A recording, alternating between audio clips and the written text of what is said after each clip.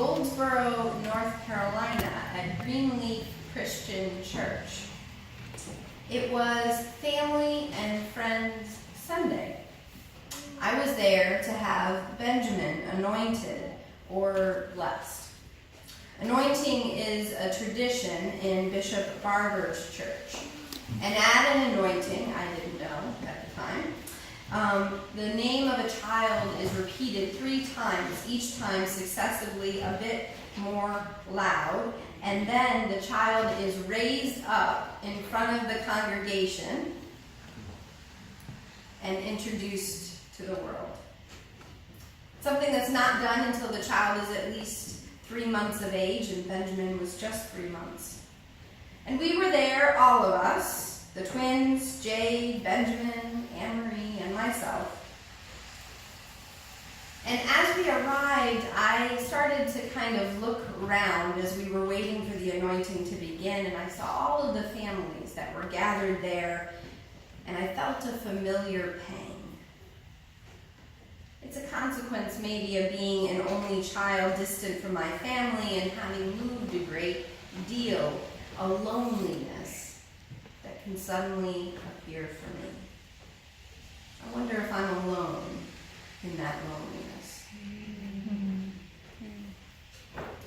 So as Reverend Barber called forth my family, I looked at the other babies present with their families and their godparents at the helm. "Okay, come on, Robin," I said, and I willed myself forward. I wasn't raised in a faith tradition going to synagogue or church or mosque each and every week.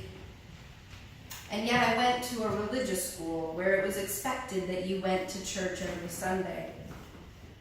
All of this is to say that I'm not entirely unfamiliar with the experience of standing out and feeling at odds in a church. I know how to screw up my courage in order to step forward. And that's what I thought I was doing last Sunday. I admire Reverend Barber, and I want my children to be held in these values, and so Benjamin's anointing felt an important moment for his life and the way in which we intend to raise him.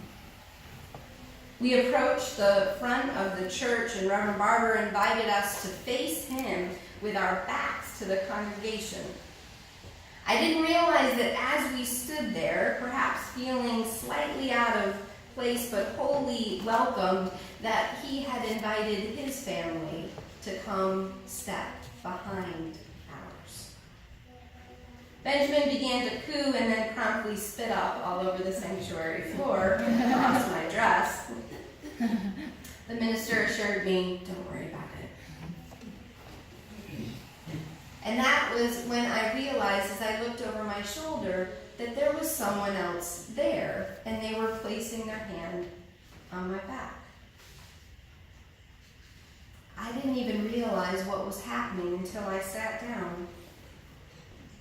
I came for Benjamin's anointing, and I left with a family anointing.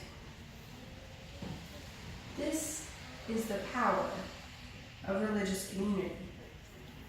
You can walk in completely alone.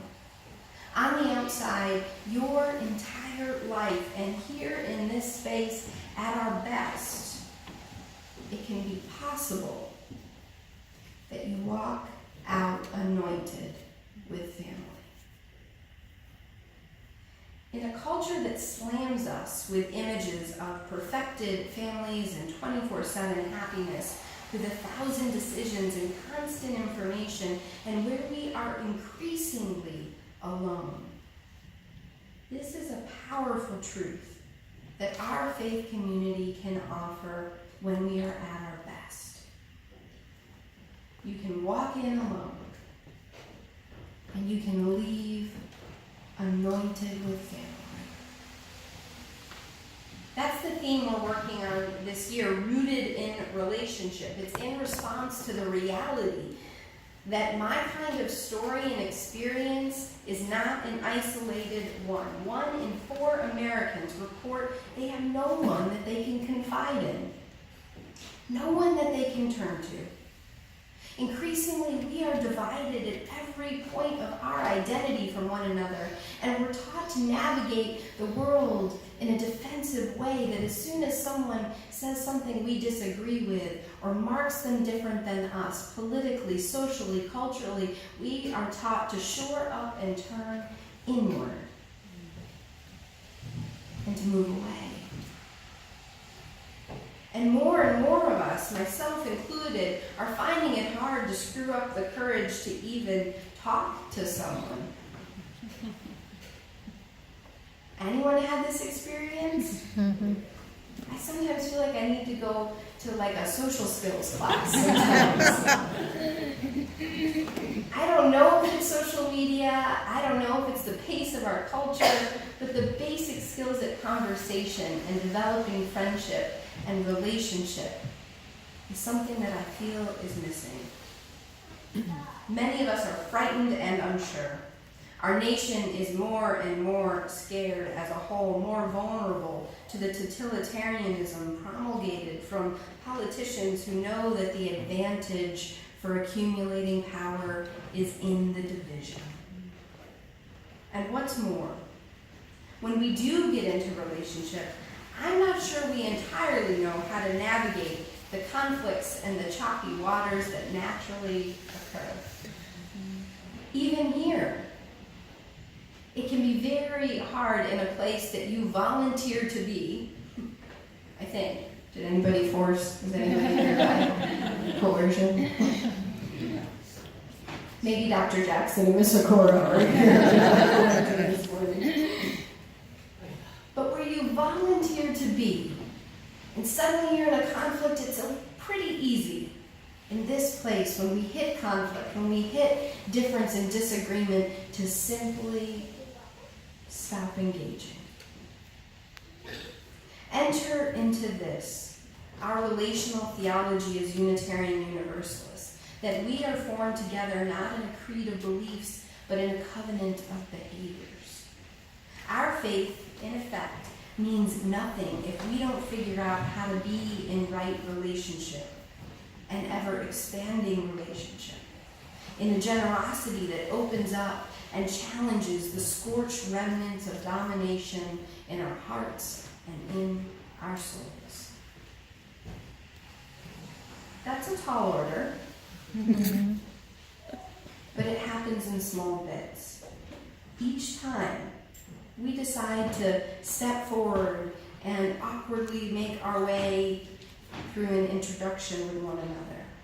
Each time we decide to move toward one another, and when we see that someone is struggling, instead of giving them their privacy, asking them how they're doing.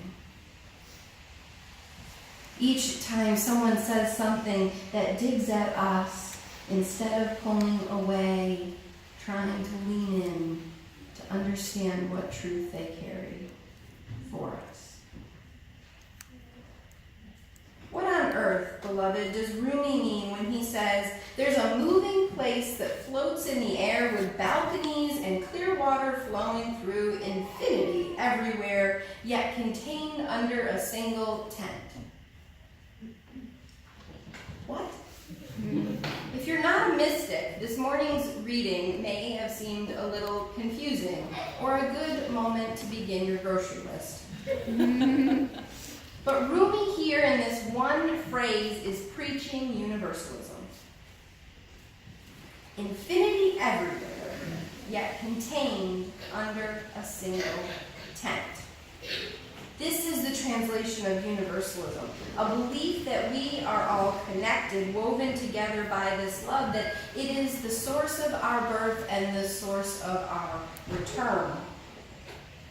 And so, moving toward one another is not counter to our nature, teaches universalism, or even something that we should be worried about or feel strange with, because instead, being woven together is our natural state, and this disunion is the disease in this country.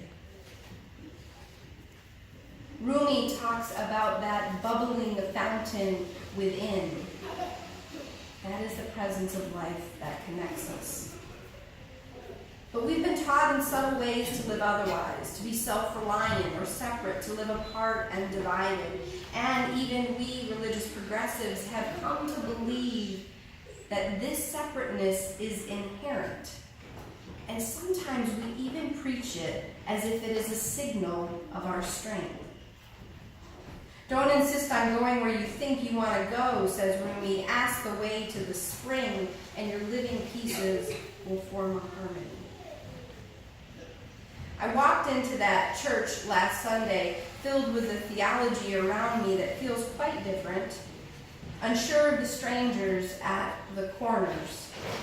I walked in alone, believing at best I would walk out with a better path for my child, and instead, we left anointed as a family.